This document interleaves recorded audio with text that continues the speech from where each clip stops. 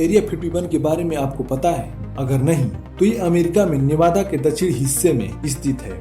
ये एक ऐसा बेस है जिसे लेकर आमतौर पर कहा जाता है कि यहाँ पर एक्सपेरिमेंटल एयरक्राफ्ट और हथियारों की टेस्टिंग की जाती है। अमेरिकी वायुसेना ने सन 1955 में इसे अपना बेस बनाया था और शीत युद्ध के दौरान अमेरिका ने यहाँ पर कई हथियारों का टेस्ट किया था। ऐसा कहा जाता है कि अगर कोई आम व्यक्ति बिना किसी परमिशन के एरिया 51 में चला जाता है या उस एरिया के आसपास नजर आता है तो उसे जान से मार दिया जाता है। एरिया 51 में इस तरीके से किसी को मारना कानूनी है। कुछ कॉन्स्पिरेसी थ्योरीज में दावा है कि अमेरिका ने यहाँ एलियंस को कैद कर रखा है और उन पर प्रयोग हो रहे हैं। साधु धुनी क्यों रमाते हैं? ये धुनी रमाना क्या होता है और इसे करना कितना कठिन होता है, हम आज आपको इस वीडियो के माध्यम से बताने वाले हैं। सभी साधुओं की आराधना और तपस्या के तरीके अलग अलग और कठोर होते हैं। भक्ति का ऐसा ही एक तरीका है धुनी रमाना। धुनी रमाने की क्रिया में साधु कठोर तप करते हैं और स्वयं के शरीर को तपाते हैं।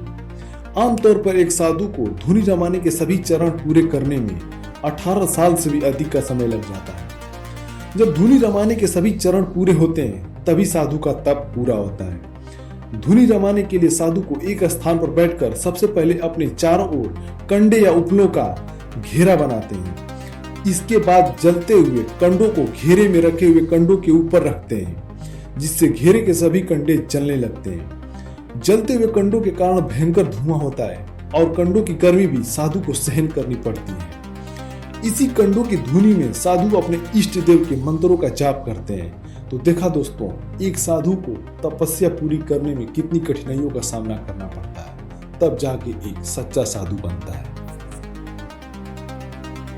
ये कहानी एक विशाल मंदिर की जो तमिलनाडु के तंजावुर में स्थित है। इस मंदिर का निर्माण राजा चोल ने सन 1010 ईस्वी में कराया था, जिस मंदिर का नाम है बृहदेश्वर मंदिर। बीते गत वर्षों में यह मंदिर 1000 साल पूरे कर लिए। इस मंदिर के अंदर जो शिवलिंग है जिसकी ऊंचाई 12 फीट है और मुख्य द्वार पर बना जो नंदी की मूर्ति है जिसका वजन लगभग 20,000 किलोग्राम और उसकी लंबाई 16 फीट तथा ऊंचाई 13 फीट है। और सबसे हैरान कर देने वाली बात यह है कि इतनी विशाल मूर्ति की आकृति एक ही पत्थर को तराश कर बनाया गया है। केन्या के रुडोल्फ लेक के पास स्थित इस आइलैंड को नो रिटर्न आइलैंड कहते हैं। कई साल पहले यहाँ लोग रहा करते थे, मगर यह जगह अब निर्जन और सुनसान है। कहा जाता है कि एक रात में अचानक यहाँ रहने वाले सभी लोग गायब हो गए, जिसका आज तक कोई पता नहीं चला और इसलिए ऐसा माना जाता है कि कोई भी आज भी इस द्वीप पर जाता है तो वो कभी नहीं लौटता।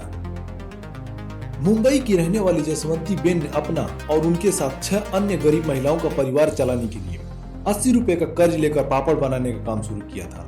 15 मार्च सन 1959 को पहला पापड़ बेला गया था, जो आज पापड़ की सबसे बड़ी कंपनी लिज्जत के नाम से जानी जाती है।